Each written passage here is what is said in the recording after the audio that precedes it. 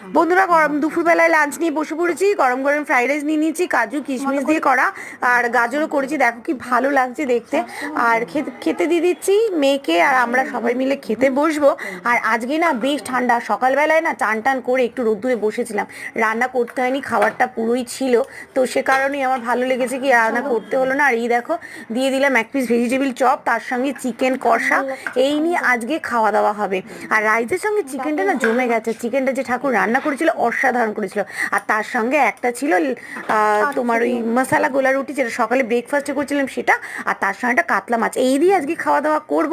আমি নিয়ে নিলাম মাছ, কারণ আমার মাছটাই বেশি ভালো লাগে। আর চিকেনটা দেবো মেয়েকে। আর লাচ্ছা মানে ওই যে সকালে মশালা রুটিটা বানিয়েছিলাম না, হেভি লাগছিল চিকেন দিয়ে খেতে, তাই একটু ট্রাই করে নিলাম, দেখলাম খুবই ভালো লাগছে। আমি খেয়ে আবার ছেলে মেয়েদের দিলাম, কারণ যেহেতু মশালা রুটি ছিল একটাই, তো সবাইকে একটু দিয়ে আজকে সব রকম মিলিয়ে দুপুরে রান্না না করে খাওয়াটা জমে গেল। আর তোমাদের কেমন